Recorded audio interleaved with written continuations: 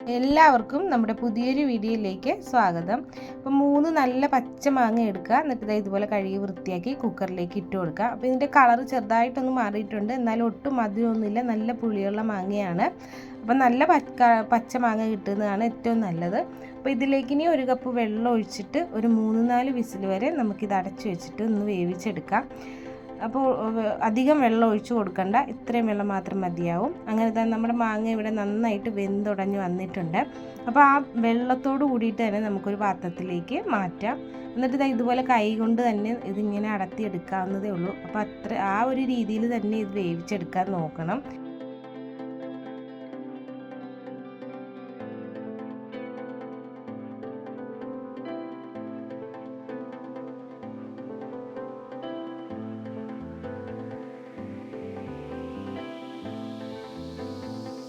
ഒരു സ്പൂൺ എടുത്തിട്ട് ഇതുപോലെ ഈ സ്കിന്നിനകത്തുള്ളതൊക്കെ നമുക്കിങ്ങനെ കോരിയെടുക്കാം കംപ്ലീറ്റ് ആയിട്ടും. അങ്ങനെ 3 മാങ്ങയിലുള്ളതും നമ്മൾ ഇതുപോലെ തന്നെ ചെയ്തെടുക്കണം. അപ്പോൾ നമ്മൾ മാങ്ങ വേവിച്ച വെള്ളമാണ് ഈ പാത്രത്തിലുള്ളത്, അതിലേക്ക് തന്നെ ഇത് കോരിയിട്ട് കൊടുക്കാവുന്നതാണ്. പെട്ടെന്ന് തന്നെ പോരും, അത്രയ്ക്ക് വെന്ത് റെഡിയായിട്ട് വന്നിട്ടുണ്ട്. അതുകൊണ്ട് തന്നെ ഇത് കംപ്ലീറ്റ് ആയിട്ട് നമുക്കിങ്ങനെ ഒരു സ്പൂൺ കൊണ്ട് കോരിയെടുക്കാം. അങ്ങനെ നമ്മുടെ 3 മാങ്ങയിൽ നിന്നും കിട്ടിയിട്ടുള്ളതാണ് ഇത്രയും. അപ്പോൾ നിങ്ങൾക്ക് അളവിനനുസരിച്ചിട്ട് മാങ്ങയുടെ എണ്ണം കൂട്ടുകയും കുറയ്ക്കുകയൊക്കെ ചെയ്യാം കേട്ടോ. അപ്പോൾ ഇനി ഇത് നമ്മൾ ചെറിയ ചെറിയ കട്ടകളുള്ളത് കൊണ്ട് തന്നെ ഇത് നമുക്ക് ഒന്ന് അടിച്ചെടുക്കാം. അപ്പോൾ അതിന് വേണ്ടിയിട്ട് മിക്സിയുടെ ചെറിയ ജാറിലേക്ക് ഒന്ന് മാറ്റാം. അപ്പോൾ ഇതിലേക്ക് ഇനി ഒട്ടും തന്നെ വെള്ളമൊന്നും ഒഴിച്ചു കൊടുക്കണ്ട. അപ്പോൾ ഈ ഒരു പരുവത്തിന് തന്നെ നമുക്കൊന്ന് നന്നായിട്ടൊന്ന് പേസ്റ്റ് രൂപത്തിൽ അടിച്ചെടുക്കുക. എന്നിട്ട് ഒരു പാൻ വെച്ചിട്ട് അതിലേക്ക് ഇത് കംപ്ലീറ്റ് ആയിട്ടൊന്ന് ഒഴിച്ചു കൊടുക്കാം.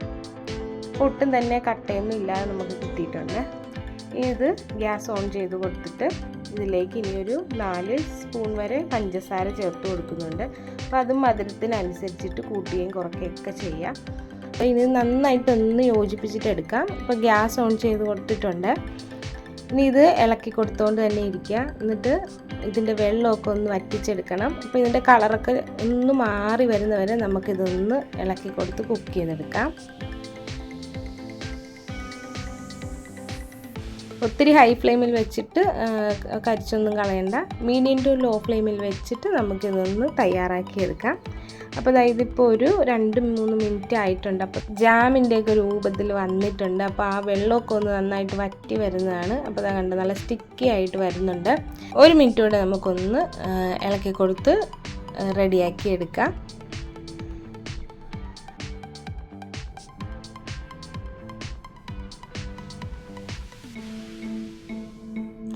അപ്പോൾ നമ്മുടെ മാങ്ങ ഇവിടെ റെഡി ആയിട്ട് വന്നിട്ടുണ്ട്. ഇനി നമുക്ക് ഗ്യാസ് ഓഫ് ചെയ്ത് കൊടുക്കാം. ഇതിലേക്ക് ഇനി നമ്മൾ ഒരു ഫ്ലേവറിന് വേണ്ടിയിട്ട് കുറച്ച് ഏലക്കാപ്പൊടി ചേർത്ത് കൊടുക്കുന്നുണ്ട്. അപ്പോൾ ഏലക്കാപ്പൊടി പൊടിച്ച് വെച്ചിട്ട് അതിലേക്ക് ഇനി ഒരു 1/2 സ്പൂൺ ചേർത്ത് കൊടുക്കാം. അതിനുശേഷം ഇത് നന്നായിട്ടൊന്ന് തണുപ്പിക്കാൻ മാറ്റി വയ്ക്കാം. തണുത്തതിന് ശേഷം നമ്മളിതൊരു ഗ്ലാസ്സിലേക്ക് ഒരു 2 സ്പൂൺ വരെ ഒഴിച്ചു കൊടുക്കാവുന്നതാണ്. ഇതിലേക്ക് ഇനി കുറച്ച് ഐസ് ക്യൂബും കൂടെ ഇട്ട് തണുത്ത വെള്ളവും കൂടെ ഒഴിച്ച് കഴിഞ്ഞിട്ട് നന്നായിട്ടൊന്ന് മിക്സ് ചെയ്തെടുക്കാം. അപ്പോൾ നമ്മുടെ ഒരു ഡ്രിങ്ക് റെഡി ആയിട്ടുണ്ട്. ഇനി അതല്ല, നമുക്ക് കുറച്ച് തിക്കായിട്ട് വേണമെന്നുണ്ടെങ്കിൽ ഇതിനി ഒരു മിക്സിയുടെ ജാറിലേക്ക് 2 സ്പൂൺ മാങ്ങാ പൾപ്പ് ചേർത്തിട്ട് അതിലേക്കും കുറച്ച് വെള്ളം ഒഴിച്ച് നന്നായിട്ടൊന്ന് അടിച്ചെടുത്ത് കഴിഞ്ഞാൽ നല്ല തിക്കായിട്ടുള്ളൊരു ജ്യൂസും കൂടെ നമുക്ക് റെഡിയായി കിട്ടും. അപ്പം നമുക്ക് ഏതാണോ ഇഷ്ടം ആ രീതിയിൽ തയ്യാറാക്കിയെടുക്കാം. ഇങ്ങനെയൊക്കെ തയ്യാറാക്കി ഫ്രിഡ്ജിൽ സൂക്ഷിച്ച് കഴിഞ്ഞാൽ പെട്ടെന്ന് നമുക്ക് ഒരു ജ്യൂസ് കുടിക്കണമെന്ന് തോന്നിയാൽ ഇതുപോലെ ഒന്ന് എടുത്ത് മിക്സ് ചെയ്ത് കുടിക്കാവുന്നതേ ഉള്ളൂ. അപ്പോൾ നിങ്ങൾക്ക് ഇന്നത്തെ വീഡിയോ ഇഷ്ടപ്പെട്ടു എന്ന് കരുതുന്നു.